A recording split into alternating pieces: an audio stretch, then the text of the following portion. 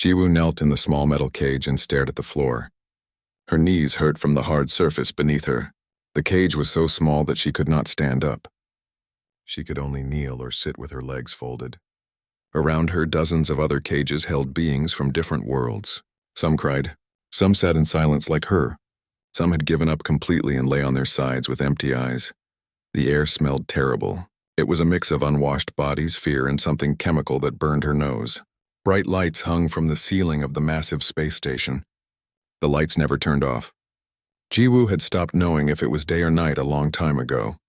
Time meant nothing here in the slave markets of Velthara. 3 years. She had been a slave for 3 years. Sometimes it felt like 30. Sometimes it felt like her old life on Hanarapur was just a dream. She could barely remember the smell of the grain fields near her family's home. She could barely remember her mother's laugh or her father's strong hands. Those memories hurt too much, so she pushed them away. A loud voice made her look up. Qualmoth, the Threxian overseer, was walking through the rows of cages. He was a large creature with gray-green skin and 4 arms. 2 of his arms held an electric prod. The other 2 arms gestured as he spoke to potential buyers. His voice was rough and cruel. Fresh stock from the outer colonies, Qualmoth shouted. Strong workers, obedient. Broken in properly. Jiwoo hated that phrase. Broken in, like she was an animal, like she was a tool. But she kept her face empty of emotion. Showing emotion only brought punishment. She had learned that lesson quickly. A group of buyers approached her cage. They were from different species. One looked like a giant insect. Another was covered in fur with 3 eyes. They examined her like she was a piece of furniture. The insect-like creature tapped the cage with a long claw. This one looks weak, it said in a clicking language that Jiwoo's translation collar converted to her language. Weak? No, no, no, Qualmoth said with false friendliness. This one is from Hanara the 4. Her species is known for endurance. She can work for 16 hours without rest. Very obedient. Never causes trouble. I have owned her for 8 months now. Not a single problem. The buyers discussed among themselves. Jiwoo kept her eyes down. She had learned not to look at buyers directly. Some saw it as a challenge. Some saw it as an invitation for cruelty. It was safer to be invisible. The buyers moved on without purchasing her. Qualmoth cursed under his breath and kicked her cage. The metal rang out with a harsh sound. Jiwoo did not flinch. She had learned not to react to that either. The marketplace was always busy. Velthara was one of the largest slave trading stations in this part of the galaxy. Ships came and went constantly. Slaves were bought, sold, and shipped to mines, factories, and private estates across the Krellian Empire. The empire was vast and powerful. It had conquered hundreds of worlds. Hanara the 4 had been just another easy target. Jiwoo remembered the day the warships came. She had been working in the fields with her father and sister Soman. The sky had turned dark with ships. Then the bombing started. Her people had no weapons, no military, nothing that could fight back. The Krellians took what they wanted. Minerals from the ground, people for labor. Everything else was destroyed. She did not know what happened to her family. She had been separated from them within hours of capture. For the first year, she had hoped to find them. She had asked every Hanaran she met in the slave markets. No one had seen her family. After a while, she stopped asking. Hope was dangerous. Hope made the pain worse. A commotion near the entrance of the marketplace caught her attention. The normal sounds of buying and selling stopped for a moment. Buyers and sellers turned to look. Even Qualmoth paused in his sales pitch. A figure walked through the crowd. He was tall, wearing dark armor that looked functional rather than decorative. The armor had scratches and dents on it, signs of many fights. But what made people stare was not the armor. It was the fact that he was human. Jiwoo had seen humans before, but only from a distance. They were a relatively new species in the galaxy. Only 40 years since they had developed faster-than-light travel. But in that short time, they had made a reputation. Humans did not follow the normal rules. They did not respect the old empires. They fought wars they could not win and somehow survived. Other species spoke about humans with a mixture of respect and fear. This human walked with purpose through the marketplace. His eyes scanned the cages. He was looking for something or someone. Slave traders moved out of his way. No one wanted trouble with a human, especially one who looked like a soldier. The human stopped in front of Jiwoo's cage. His eyes met hers. They were dark brown, tired but intense. He studied her for a long moment. Then he spoke in her language. Perfect Hanaran with no accent. What is your name? Jiwoo's breath caught. No one had asked her name in 3 years. No one cared about slave names. She hesitated, afraid this was some kind of trick. But something in his steady gaze made her answer.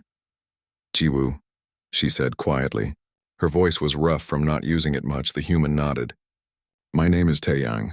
I am going to get you out of here. Before Jiwoo could respond, Qualmoth pushed forward. The Threxian was trying to look confident, but Jiwoo could see nervousness in his movements. This merchandise is not for sale to humans, Qualmoth said. We know your kind causes problems. Go find your stock elsewhere. Taeyang did not look at the overseer. He kept his eyes on Jiwoo. How much? She is not for sale to you, Qualmoth repeated, his voice harder now. Leave before I call security. Now Taeyang looked at the Threxian. I am asking one more time. How much? Qualmoth made a gesture. 4 armed guards appeared from different directions. They carried energy weapons and wore armor. They surrounded Taeyang. The marketplace went quiet. Everyone watched. Leave now, human, Qualmoth said. You are not welcome here, Taeyang sighed. It was a tired, almost sad sound. I asked nicely. What happened next took only seconds. Taeyang moved faster than Jiwoo thought possible. His hand struck the first guard's weapon, knocking it aside. His elbow hit the second guard's helmet. A spinning kick dropped the third guard. The fourth guard tried to shoot, but Taeyang had already grabbed his arm and twisted. The guard's weapon clattered to the floor. All 4 guards lay unconscious before Qualmoth could even shout. The overseer stumbled backward. Taeyang grabbed him by the front of his clothing and lifted him up. Despite having 4 arms, the Threxian looked helpless. I said I asked nicely, Taeyang said calmly. He threw Qualmoth aside and turned to Jiwoo's cage. The lock was electronic, secured with an energy field. Taeyang grabbed the bars with both hands. His armor glowed slightly. Metal groaned. Then, with a sound like breaking glass, the energy lock shattered. Taeyang pulled the cage door open with his bare hands. Alarms began to blare throughout the station. Red lights flashed. Taeyang extended his hand toward Jiwoo. Come with me if you want to be free. Jiwoo stared at his hand. She had stopped believing in rescue. She had stopped believing in freedom. For 3 years she had survived by not hoping for anything. But looking at this human warrior, something stirred inside her. Something she thought had died. She reached out and took his hand. His grip was strong and warm. He pulled her out of the cage. Her legs almost collapsed after kneeling for so long. Taeyang steadied her. Can you run? He asked. I don't know, Jiwoo said honestly. Then we will find out together. Taeyang said, stay close to me. More guards were coming. Jiwoo could hear their footsteps and shouts. Taeyang pulled her behind him and started moving toward the exit. For the first time in 3 years, Jiwoo was not in a cage. For the first time in 3 years, someone had treated her like a person. She did not know if they would escape. She did not know what would happen next. But as they ran through the marketplace with alarms screaming around them, Jiwoo realized something important. She was not alone anymore, and maybe, just maybe, there was a chance to be free again. Running hurt. Every step sent pain through Jiwoo's legs and feet. She had been in that cage for days without proper movement. Her muscles were weak and stiff. But Taeyang kept pulling her forward, and somehow she kept moving. Behind them, she could hear guards shouting and weapons firing. The corridor of the space station was narrow and lined with pipes. Steam hissed from vents in the walls. Taeyang moved with confidence, like he knew exactly where he was going. His armor made soft mechanical sounds as he ran. He still held Jiwoo's hand tightly, making sure she did not fall behind. Left here, Taeyang said, pulling her around a corner. Energy blasts hit the wall where they had just been standing. The metal glowed red from the heat. More guards were behind them now. Jiwoo could hear at least a dozen footsteps. Her heart pounded in her chest. Fear made her want to stop, to give up, to accept that escape was impossible. But Taeyang's grip on her hand kept her moving. They burst through a door into a wider hallway. This one was filled with people from different species, going about their business on the station. Everyone scattered when they saw armed guards chasing them. Taeyang did not slow down. He weaved through the crowd, still pulling Jiwoo along. Stop running, one of the guards shouted. You cannot escape. Taeyang did not respond. He turned another corner and suddenly stopped. Jiwoo almost crashed into him. Ahead of them, more guards blocked the hallway. Behind them, the first group was catching up. They were trapped. Jiwoo's hope crumbled. She had been foolish to think escape was possible. Nothing good ever happened to slaves. Nothing ever changed. This was just going to make her punishment worse when they caught her. Qualmoth would make sure she suffered for trying to escape, but Taeyang did not look worried. He let go of her hand and reached into a compartment on his armor. He pulled out a small device and pressed it. "Now would be good, Minho," he said into the device. "On it, boss," a voice crackled back. The wall to their left exploded inward. Not a big explosion, just enough to blow a hole through the metal. Smoke filled the hallway. Through the smoke, a small spacecraft pushed its loading ramp through the hole. The spacecraft was black and sleek, hovering just outside the station. "Move," Taeyang shouted. He grabbed Jiwoo again and ran toward the ramp. The guards started firing, but the smoke made it hard for them to aim. Energy blasts flew wild. One hit the ceiling, making sparks rain down. Another hit the floor, leaving a smoking hole. Jiwoo and Taeyang ran up the ramp into the spacecraft. As soon as they were inside, the ramp started closing. Jiwoo fell to her knees, gasping for breath. Her lungs burned. Her legs shook. She had not run like that in 3 years. "Welcome aboard the Bright Dawn," said a cheerful voice. Jiwoo looked up. A man sat in the pilot's seat, his hands moving over the controls. He had short black hair and a friendly smile. One of his eyes was mechanical, glowing with a soft blue light. Several other parts of his body had cybernetic enhancements that she could see on his arms and neck. "This is Minho," Taeyang said, helping Jiwoo to her feet. "He is our pilot and also the reason we are not dead right now." "Just doing my job," Minho said. He turned the ship sharply, and Jiwoo had to grab a handle on the wall to stay standing. Although punching a hole in a space station is a new one, even for us. Through the front window, Jiwoo could see that they were flying away from the station, but several smaller ships were launching to chase them. Security vessels with weapons. The Bright Dawn shook as an energy blast hit their shields. "They seem angry," Minho said calmly. His hands moved faster over the controls. "Hold on." The ship dove suddenly, then spun sideways. Jiwoo's stomach lurched. Another blast passed where they had just been. Minho was laughing as he flew. He seemed to enjoy the danger. "We have 3 on our tail," said another voice. Jiwoo turned.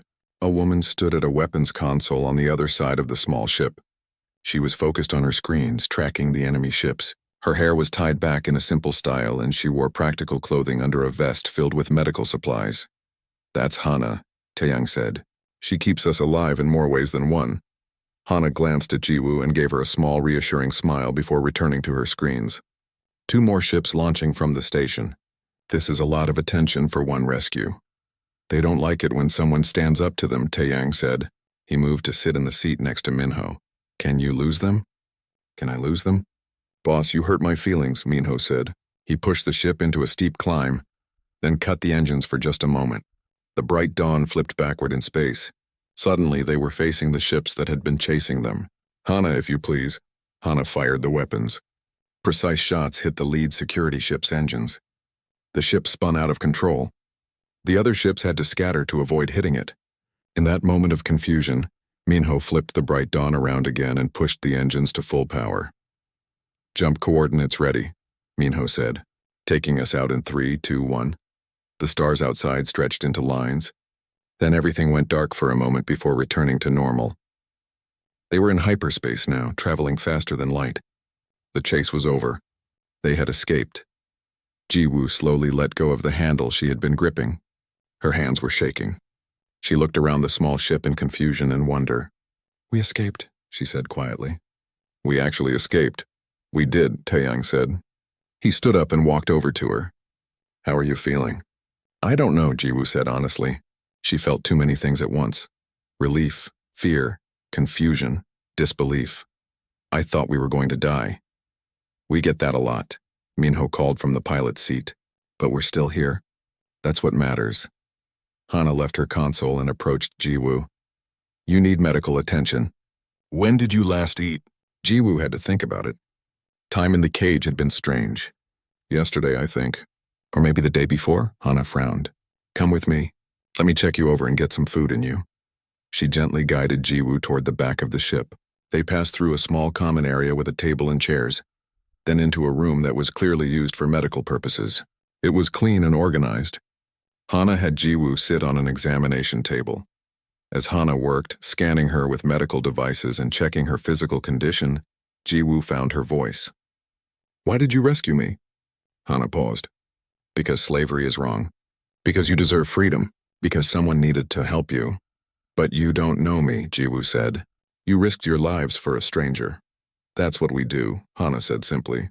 She continued her examination. "You have malnutrition, dehydration, and several old injuries that healed poorly. But nothing that can't be fixed with time and proper care." Jiwoo watched Hana work. She was efficient but gentle. It had been so long since anyone had touched her with kindness. "Are you all human?" "Yes," Hana said. She prepared an injection. "This will help with the pain and start repairing some of the damage. It might make you sleepy." "I've heard stories about humans," Jiwoo said as Hana gave her the injection. "People say you're dangerous, that you fight wars you can't win, that you don't follow the normal rules." Hana smiled slightly. "All true. We're a young species in the galaxy, but we came from a world that taught us some hard lessons. One of those lessons is that slavery is unacceptable, no matter what." "But the Krellian Empire is huge," Jiwoo said. "They have thousands of worlds, millions of soldiers. How can you fight them?" "We don't fight the whole empire," Hana said. "We just fight the parts of it we can reach.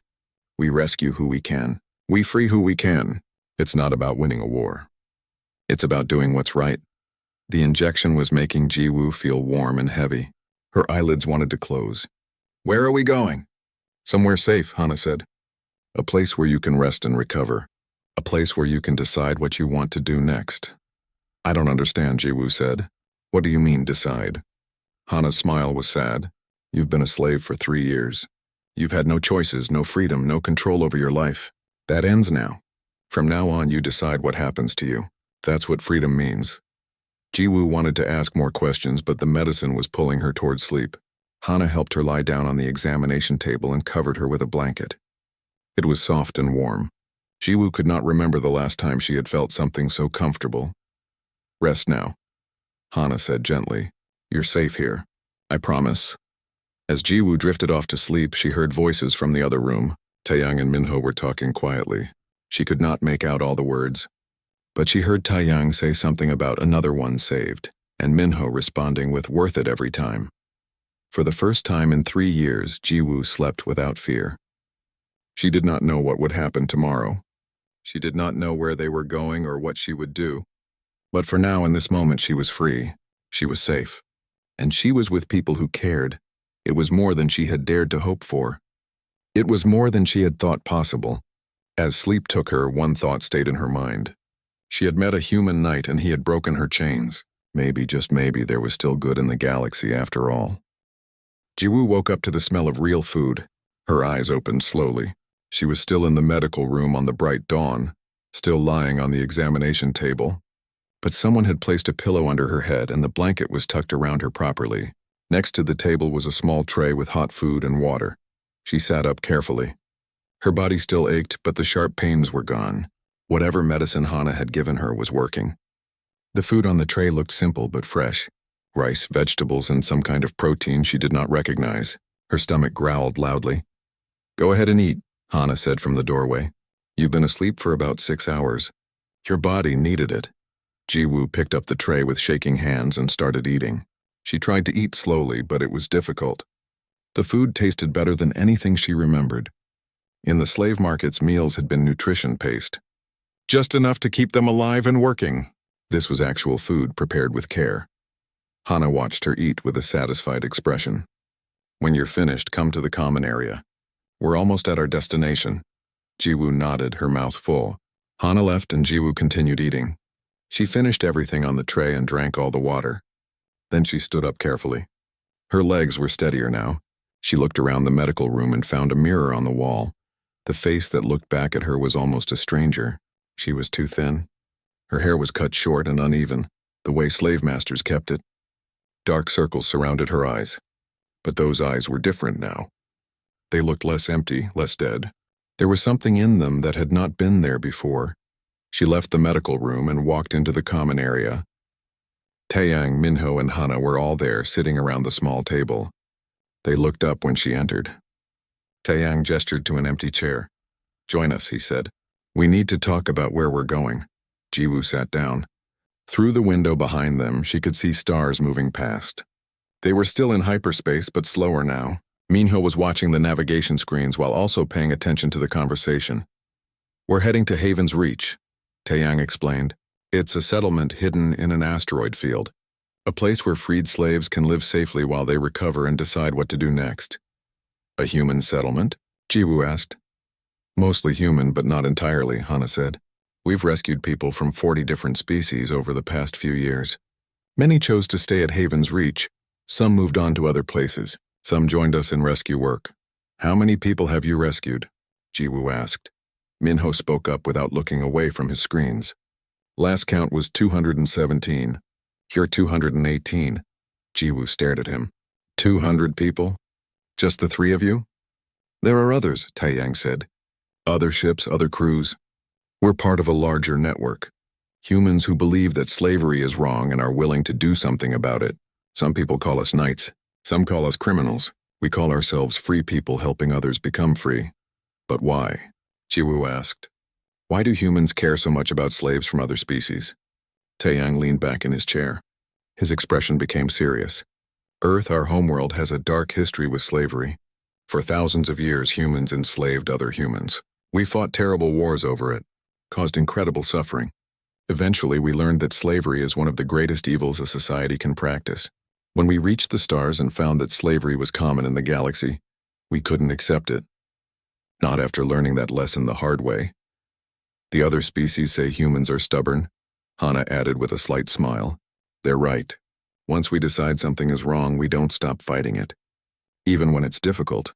Even when it seems impossible. The ship suddenly shuddered. Minho's hands moved quickly over the controls. We're dropping out of hyperspace. Haven's Reach coming up. Through the window, the stretched stars returned to normal points of light. Ahead of them was a massive field of asteroids.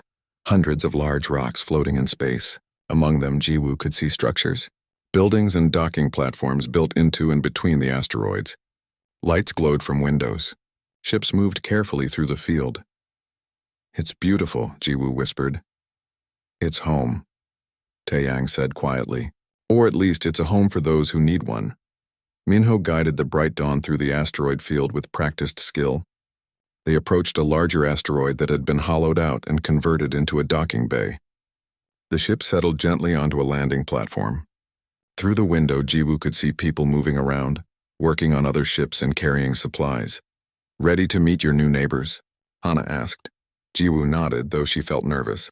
She followed the crew down the ramp. The air in the docking bay was cool and smelled of machinery and clean filters. Several people were waiting for them. An older human woman stepped forward. She had gray hair tied back and kind eyes. Welcome back, Taeyang.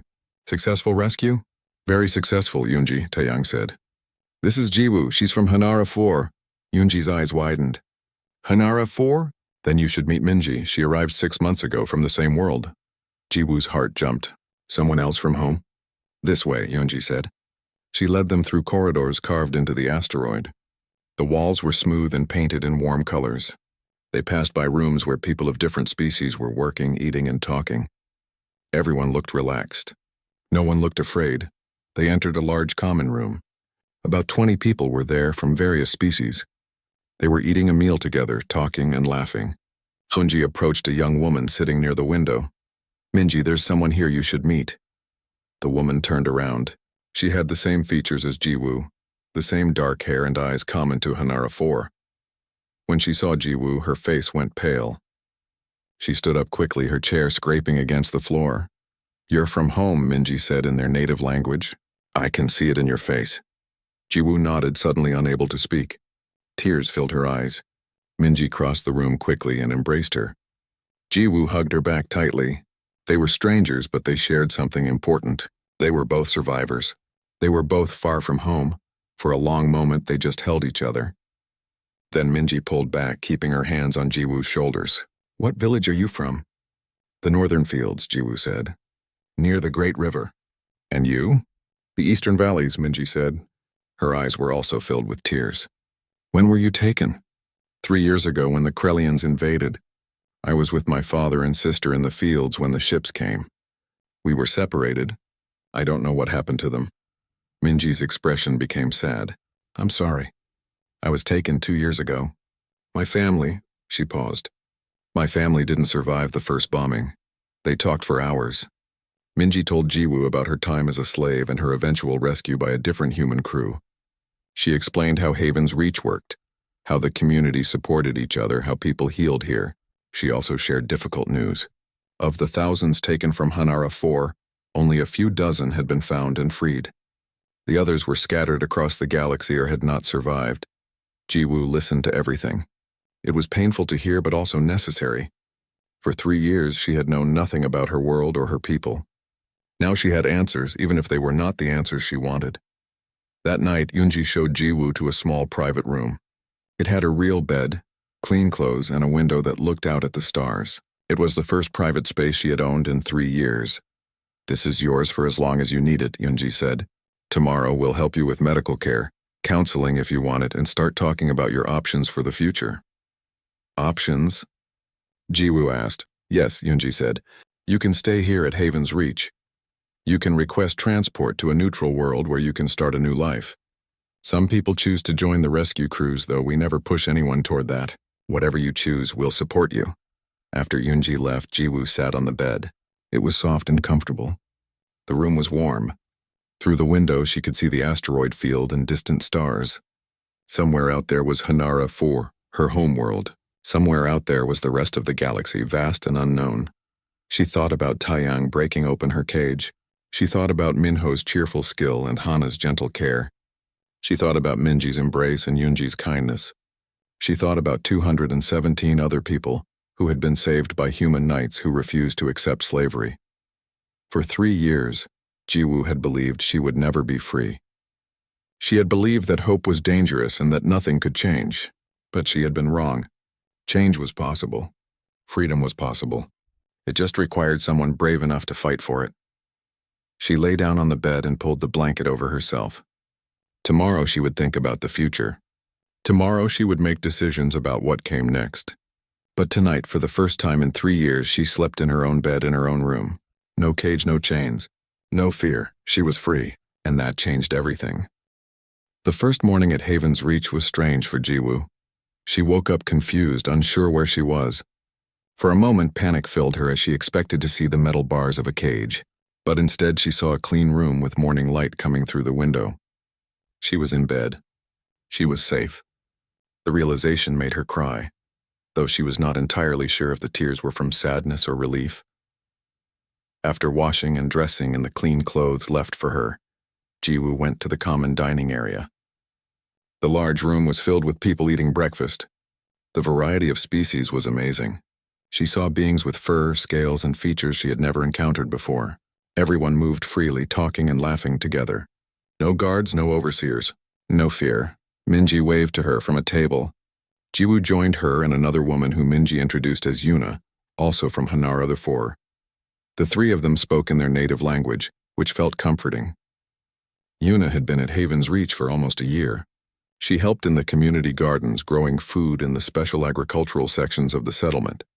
It helps, Yuna explained. Working with soil and plants. It reminds me of home. And watching things grow feels like healing. After breakfast, Yoonji took Jiwoo for a tour of Haven's Reach. The settlement was larger than it appeared from outside. Whole sections of asteroids had been connected by tunnels and corridors. There were living quarters, medical facilities, workshops, schools for children, and even recreation areas. About 600 people live here now, Yoonji explained as they walked. Some stay temporarily while they decide what to do next. Others have made this their permanent home. We're entirely self-sufficient. We grow our own food, recycle air and water, and maintain our own ships. How do you stay hidden from the Krellian Empire? Jiwoo asked. Yoonji smiled. This asteroid field is dense and difficult to navigate. The asteroids contain minerals that interfere with most scanning equipment, and we have early warning systems throughout the field. If any military ships approach, we know about it hours in advance. They entered the medical center where Hana was working. She greeted them warmly and performed a thorough examination of Jiwoo. The news was better than expected. The malnutrition was improving with proper food. The old injuries were healing. Hana gave her vitamin supplements and scheduled follow-up appointments. Your body is recovering faster than I expected, Hana said. But physical healing is only part of the process. Would you like to speak with a counselor? Jiwoo hesitated. What would we talk about? Whatever you need to talk about, Hana said gently. Many people here struggle with their experiences as slaves. Nightmares, anxiety, anger, these are normal responses to trauma. Talking with someone trained to help can make a difference. Jiwoo agreed to try. Over the next few weeks, she met regularly with a counselor named Doyoon, a calm human man who specialized in trauma recovery. At first, she found it hard to talk. She had spent so long keeping everything inside, not showing emotion, not trusting anyone. But slowly, in the safe environment of his office, she began to open up. She talked about the day the Krellians came. She talked about being separated from her family. She talked about the different owners she had, some who were cruel and some who were simply indifferent. She talked about the cage, the market, and the feeling that hope had died inside her. Doyoon listened without judgment, asking questions that helped her understand her own feelings. Healing is not linear, Doyoon told her during one session. Some days will be harder than others. You might have nightmares. You might have moments where you feel back in that cage even though you're safe here. That's normal. The important thing is to keep moving forward, even when it's difficult. During her time at Haven's Reach, Jiwoo also spent hours with Minji and Yuna. They shared memories of Hanara 4, their world before the invasion. They spoke about the festivals they remembered, the foods they missed, the families they had lost. It was painful but also healing to speak with others who understood. One evening, Taeyang found her sitting alone in an observation room, looking at the stars. He sat down next to her without speaking for a while. Finally, he broke the silence. How are you adjusting? He asked. Better, Jiwoo said. This place is amazing. Everyone is kind. I feel safe for the first time in years, but, Taeyang said, sensing there was more. Jiwoo was quiet for a moment. I keep thinking about all the others. The people still in cages. The people still being bought and sold. I'm safe now, but they're not. Taeyang nodded. That feeling never goes away. I've rescued hundreds of people and it still doesn't feel like enough. There are millions of slaves in the galaxy. We can't save them all. Then why try? Jiwoo asked. Because we can save some, Taeyang said simply. We can't fix everything. But we can fix what's in front of us. Every person freed is a victory. Every chain broken matters. Is that why you do this? Rescue slaves? Taeyang looked at the stars. I grew up learning about Earth's history. The slavery, the wars, the suffering. I learned that evil happens when good people do nothing. When I got old enough, I decided I wouldn't do nothing. I couldn't live with myself if I had the power to help and chose not to use it. Jiwoo understood that feeling. It was growing inside her too. A restlessness. A sense that safety was not enough anymore. Can anyone join the rescue crews? Taeyang looked at her seriously. Yes, but it's dangerous work. We've lost people. And it requires training. Physical training, combat training, technical skills. It takes months of preparation. I want to train, Jiwoo said. The words came out before she fully thought about them. But once spoken, she knew they were right. I want to learn how to do what you do. Why? Taeyang asked. Jiwoo thought about her answer. Because I was helpless for 3 years. Someone else had to save me. I don't want to be helpless anymore. I want to be the one who breaks the cages. I want other people to have the chance I had.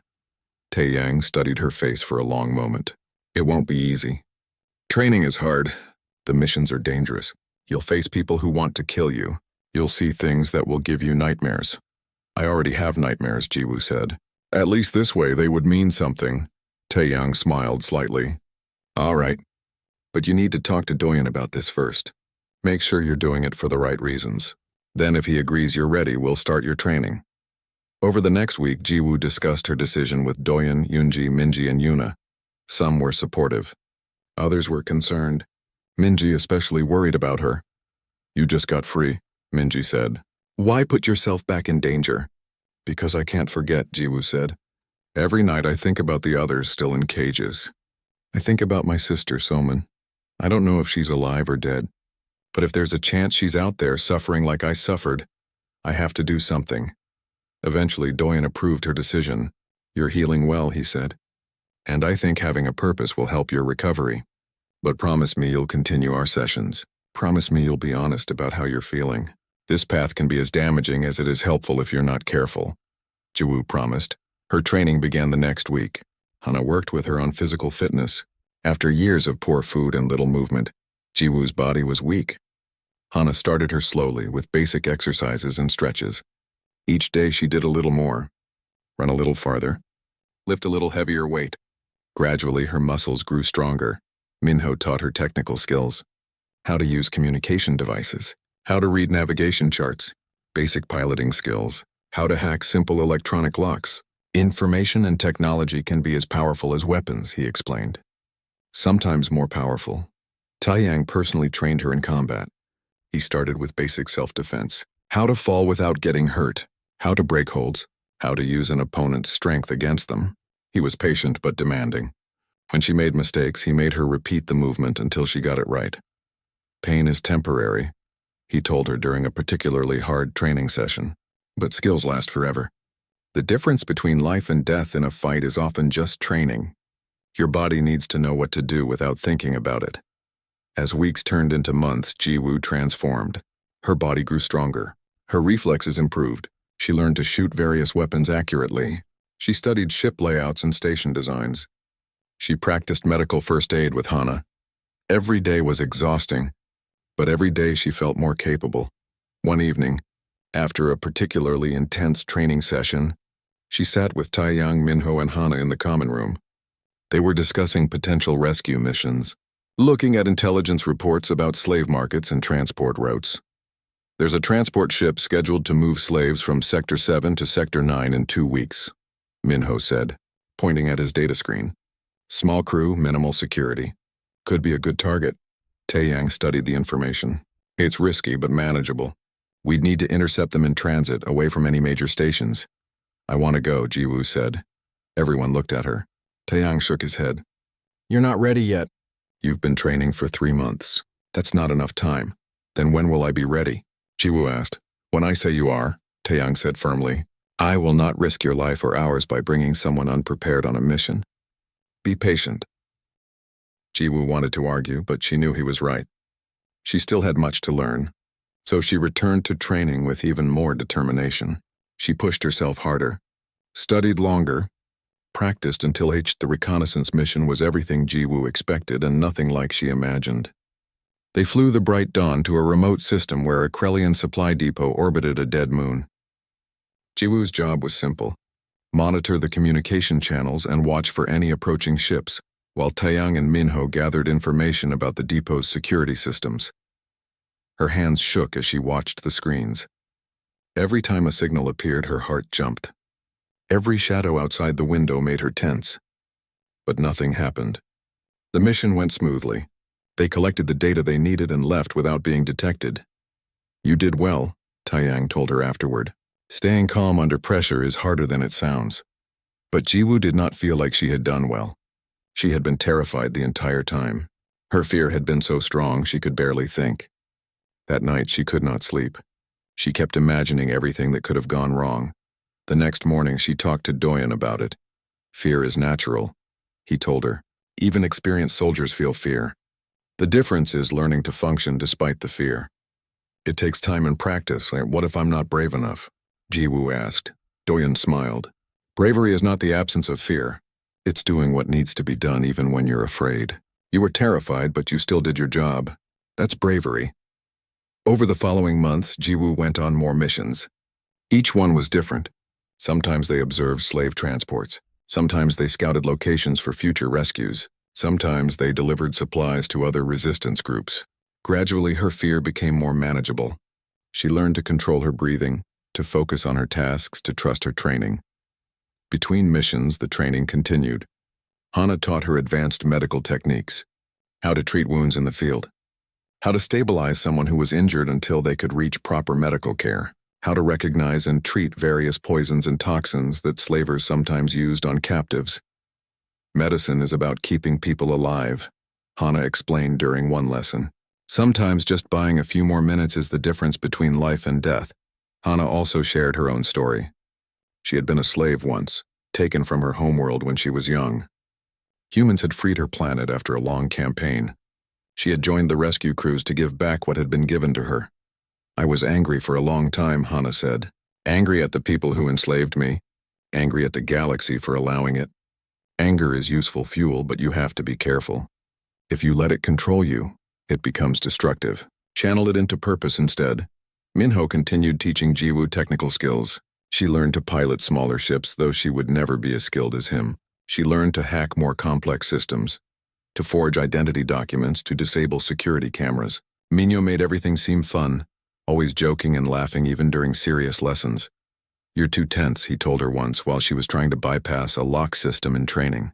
"Hacking is like dancing. You need to feel the rhythm of the system. Stop thinking so hard and just let your instincts guide you."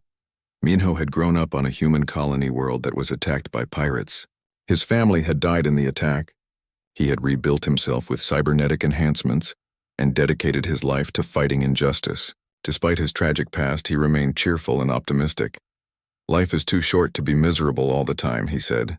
"We do serious work, but that doesn't mean we can't enjoy ourselves along the way." Taeyang's combat training grew more intense. He taught her not just how to fight, but how to think during a fight, how to read an opponent's body language, how to use the environment to her advantage, how to know when to fight and when to run. "Most fights are won before they start," Taeyang explained. "Positioning, awareness, preparation. These matter more than strength or speed. A good fighter survives. A great fighter avoids fights they don't need to take." During sparring sessions, Taeyang never went easy on her. He pushed her hard, forcing her to adapt and improve. When she made mistakes, he made her understand why they were mistakes. When she did something right, he explained exactly what she had done correctly. One day, after months of training, Jiwoo managed to land a solid hit on Taeyang during sparring. He stepped back, nodding in approval. "Good. You're starting to think like a fighter instead of just reacting. That's progress." Jiwoo was breathing hard, covered in sweat. "I still can't beat you." "You're not supposed to beat me," Taeyang said. "I've been doing this for 15 years. You've been training for 6 months, but you're improving quickly. You have good instincts. What if my instincts aren't good enough?" Jiwoo asked. "What if I freeze during a real fight?" Taeyang sat down and gestured for her to sit beside him. "Fear of failure is normal. But let me tell you something about humans. We're not the strongest species in the galaxy.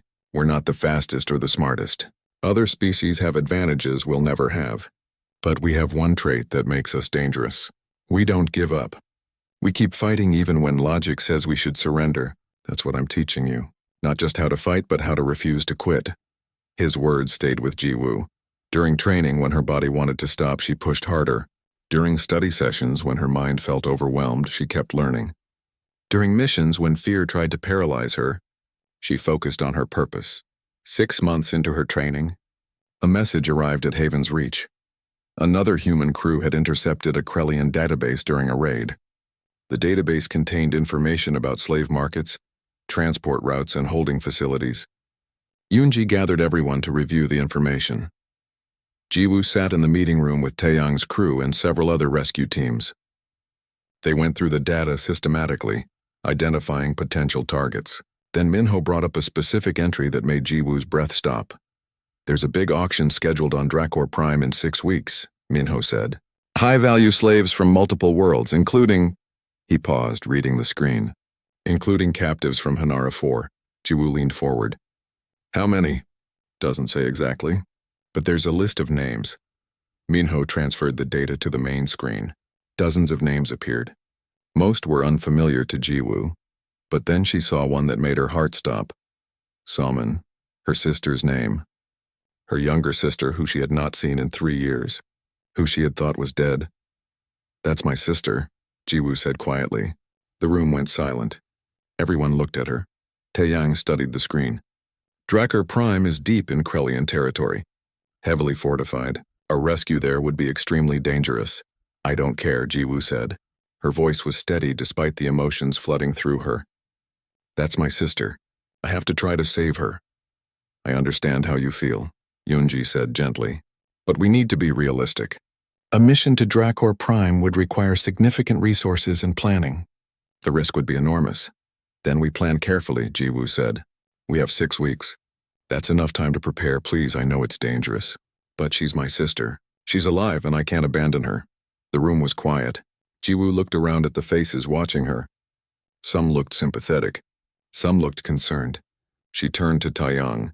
"You saved me when you didn't have to. You risked your lives for a stranger. I'm asking you to help me save my family. Taeyang looked at Minho and Hana. Some unspoken communication passed between them. Finally, Taeyang nodded. We'll need help. This is too big for one ship and one crew. I can get 2 more ships to join us, another rescue team leader said. I'll help with intelligence gathering, Yunji offered. We need to know everything about Dracor Prime's defenses. Over the next 6 weeks, Haven's Reach became a planning center. 3 ships and their crews prepared for the mission.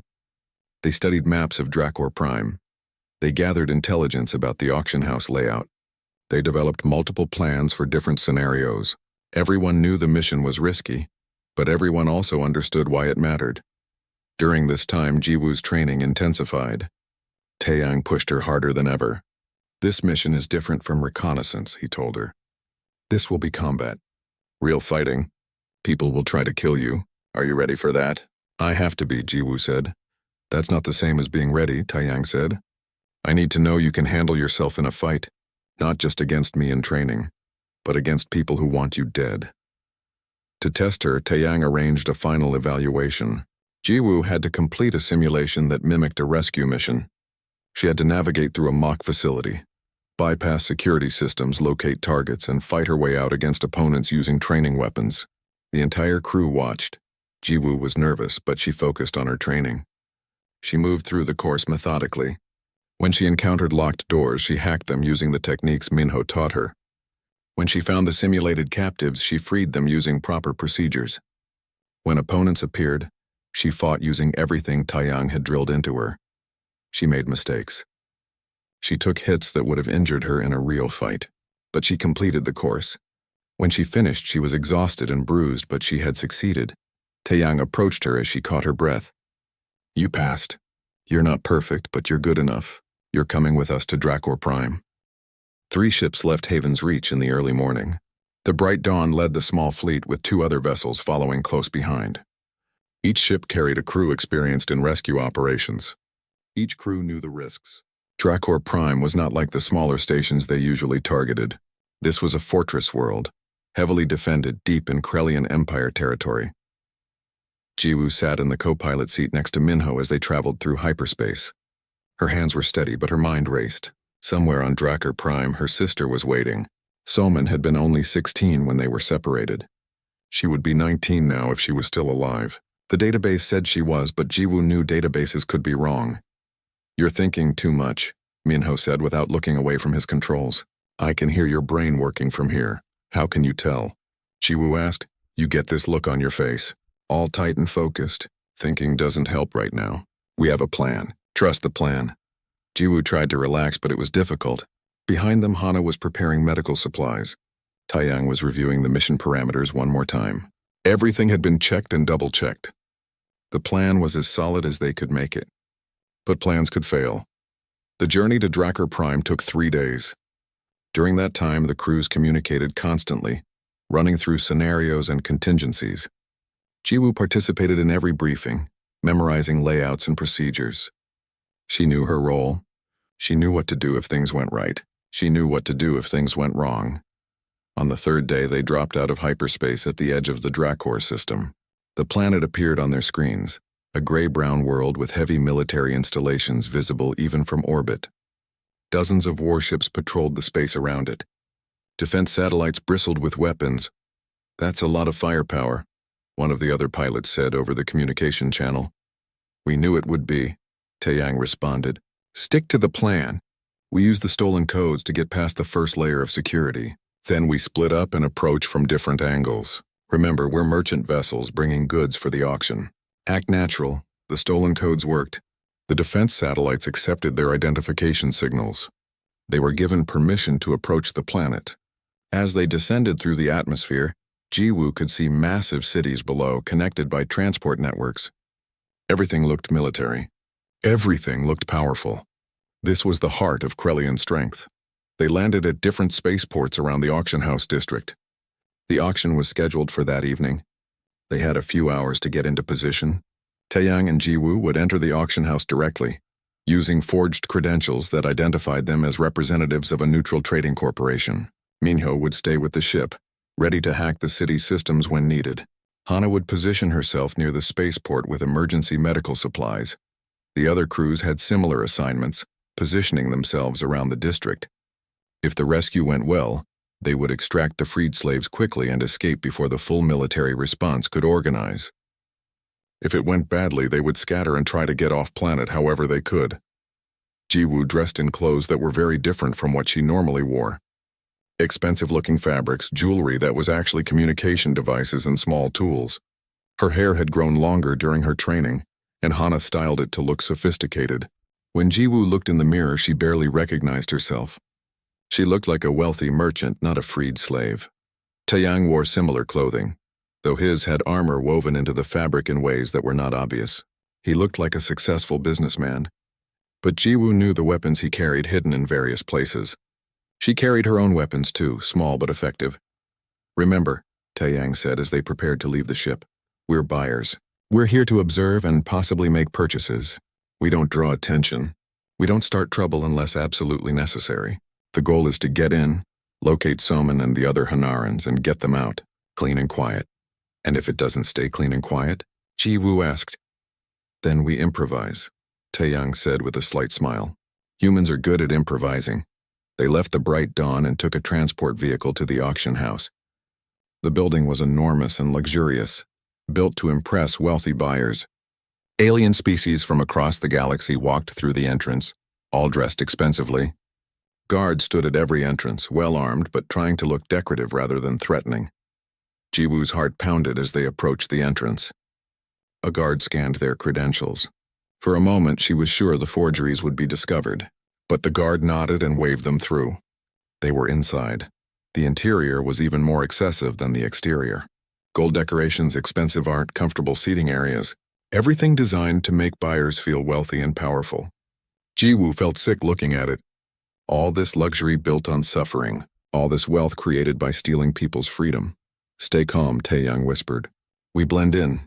They moved through the reception area toward the main auction hall. Other buyers chatted casually, discussing their interests in various slaves like they were discussing buying furniture. Jiwoo kept her face neutral, but inside she felt anger building. She had been in a cage once. She had been sold like property. These people saw nothing wrong with that. The main auction hall was massive. Rows of seats faced a large stage. To one side, doors led to the holding areas where slaves were kept before being presented. Jiwoo could see guards stationed at those doors, armed and alert. This was not going to be easy. They found seats near the middle of the hall where they could see everything but not draw attention. Other buyers filled in around them. Hundreds of people, all here to buy other people's freedom. The thought made Jiwoo's hands clench into fists under the table. "Easy," Taeyang murmured. "Control your emotions. We need to wait for the right moment." The auction began. A Krellian auctioneer took the stage and began speaking about the quality of the merchandise. Then the first slave was brought out. A young being from a species Jiwoo did not recognize. Terrified, thin, empty-eyed. The bidding began immediately. Jiwoo had to watch as one slave after another was paraded on stage and sold. It took all her control not to stand up and start fighting. But that would accomplish nothing except getting them killed. She had to wait, had to be smart, had to trust the plan. After about an hour, the auctioneer announced that the next group was special. Captives from the recently pacified world of Hanara 4. Strong workers, compliant, well-trained. Jiwoo's breath caught. Several people were brought onto the stage in chains. She scanned their faces desperately. Then she saw her, Soman, thinner than Jiwoo remembered, hair cut short, scars on her arms, but alive. Her little sister was alive. Tears filled Jiwoo's eyes. She wanted to run to the stage, wanted to break those chains immediately. Taeyang's hand on her arm stopped her. "Not yet," he whispered. "Wait." But then something happened that was not part of the plan. A door on the side of the hall opened. Several high-ranking Krellian military officers entered, led by an imposing figure in an elaborate uniform. The auctioneer immediately stopped speaking and bowed. "Admiral Vector," the auctioneer said nervously, "we were not expecting you." The admiral walked to the stage. His voice was loud and commanding. "I am claiming all Hanaran captives for Project Darkfield. They will be transported immediately to Military Facility 793. This is not negotiable." The hall erupted in complaints. Buyers who had been interested in the Hanarans protested, but the admiral ignored them. His guards moved to take control of the slaves on stage. They were going to take Soman away right now. Jiwoo looked at Taeyang. Their plan was falling apart. They were supposed to wait until after the auction, when the slaves were being moved to different ships. They were supposed to have time and opportunity. But if the admiral took Soman now, she would disappear into a military facility. They might never find her again. Taeyang's jaw tightened. Jiwoo could see him thinking, weighing options. Finally, he reached a decision. He tapped his communication device. "Change of plans," he said quietly. "We go loud now. Are you sure?" Minyo's voice came back. "That's not the plan. Plans changed. Start the distraction." "We're moving." Taeyang stood up. Jiwoo stood with him. He pulled off his expensive jacket, revealing the armor underneath. Then he did something unexpected. He activated a communication broadcast that went to every device in the building. His voice came through every speaker. "I am Taeyang of Earth. I am here to free these people. Anyone who stands in my way will learn why the galaxy fears humanity." The hall went silent for 1 second. Then chaos erupted. Some buyers ran for exits. Others shouted for guards. The admiral on stage turned toward them, his face twisted with anger. "Humans," Admiral Vectar snarled. "Kill them."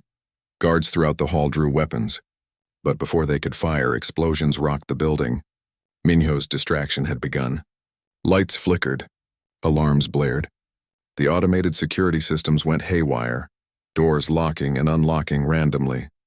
Taeyang pulled out his weapons and moved toward the stage with incredible speed. Jiwoo followed, her own weapon in hand. Guards tried to stop them. Taeyang moved like a storm, taking down opponents with brutal efficiency. Jiwoo stayed close, using her training. She blocked an attack, countered, and dropped a guard. The weeks following the Dracor Prime rescue were busy at Haven's Reach. The freed slaves needed medical care, counseling, and time to adjust to freedom. Salmon stayed close to Jiwoo during those first difficult days. At night, she had terrible nightmares. During the day, she jumped at sudden sounds. Jiwoo understood.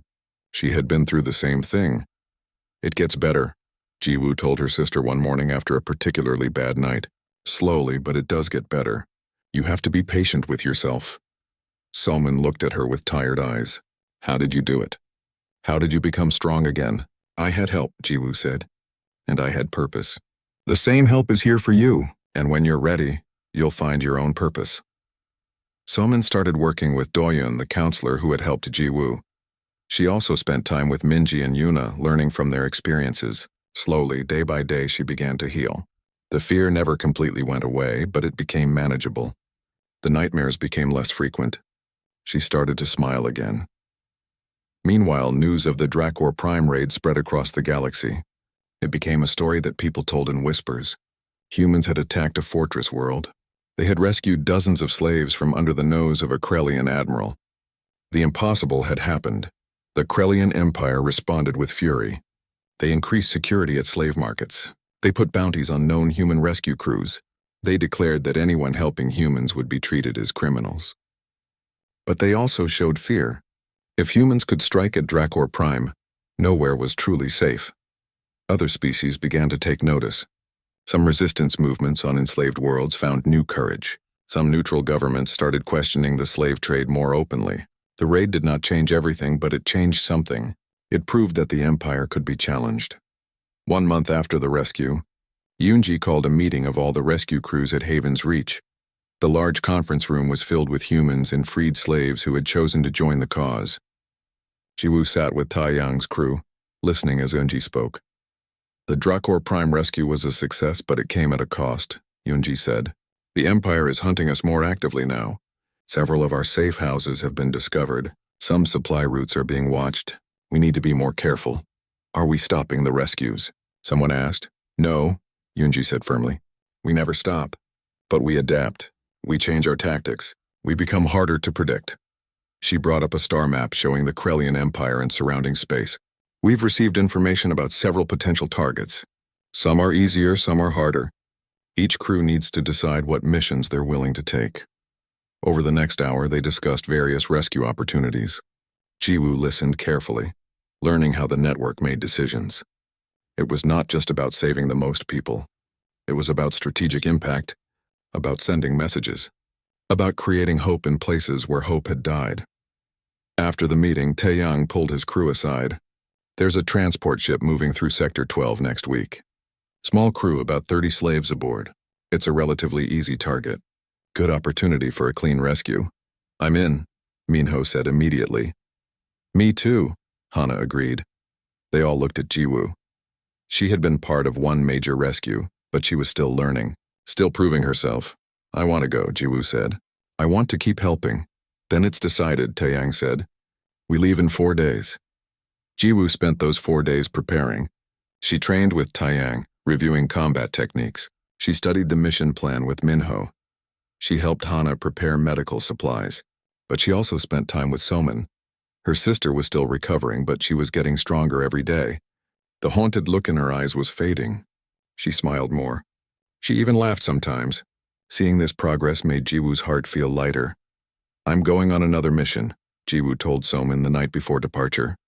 Somin's smile faded. Is it dangerous? All missions are dangerous, Jiwoo said honestly. But this one should be relatively simple. We'll be back in less than a week. What if something goes wrong? Somin asked quietly. Jiwoo took her sister's hand. Then the crew will handle it. We take care of each other. That's what makes us strong. I worry about you, Somin said. I just got you back. I don't want to lose you again. You won't, Jiwoo promised. I'm careful. I'm trained. And I have the best crew in the galaxy watching my back. The next morning, the bright dawn departed Haven's Reach. The mission went as planned. They intercepted the transport ship, disabled its weapons, and boarded it. The crew surrendered without much fight, knowing humans had a reputation for showing mercy to those who cooperated. 30 slaves were freed and brought back to Haven's Reach safely. It was a small victory, but it mattered. 30 people who had been property were now free. 30 families might be reunited. 30 lives were given a second chance. Over the following months, Jiwoo participated in more missions. Some were simple, like the transport interception. Others were more complex.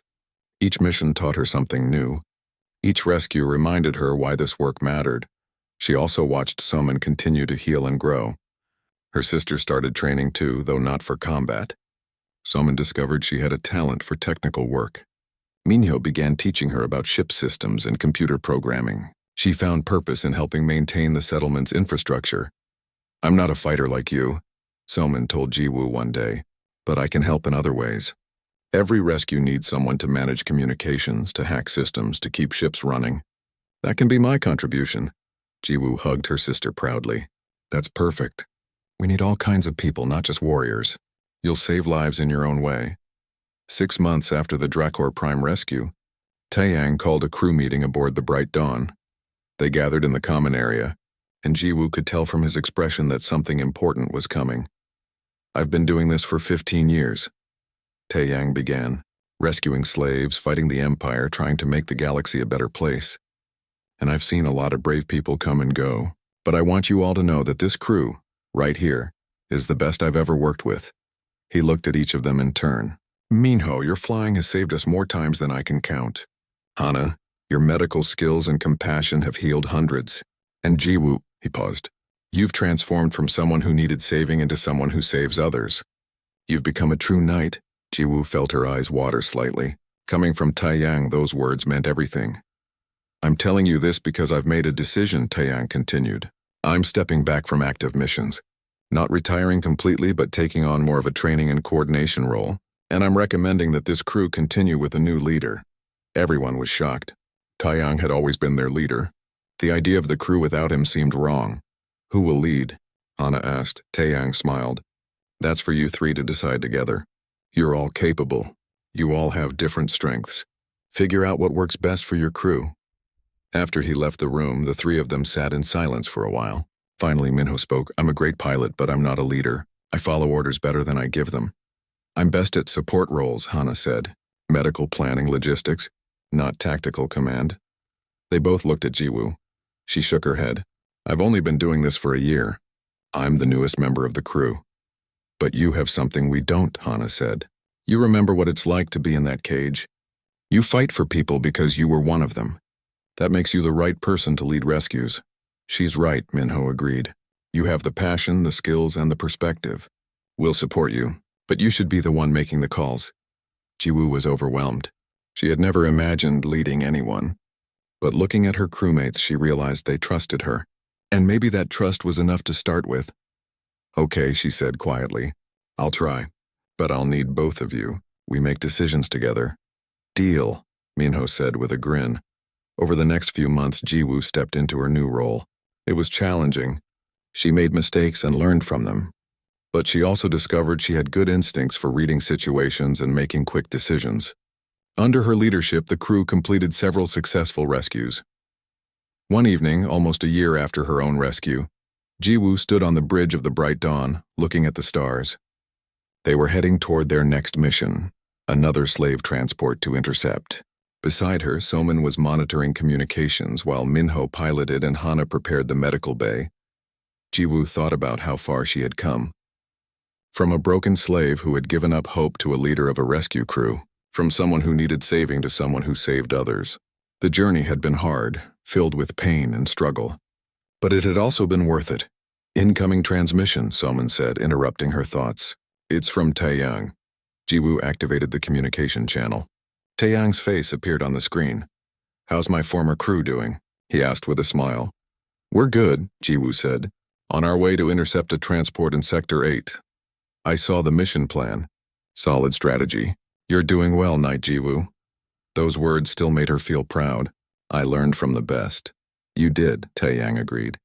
But you've also become something beyond what I taught you. You found your own path. That's important. After the transmission ended, Jiwoo returned to looking at the stars.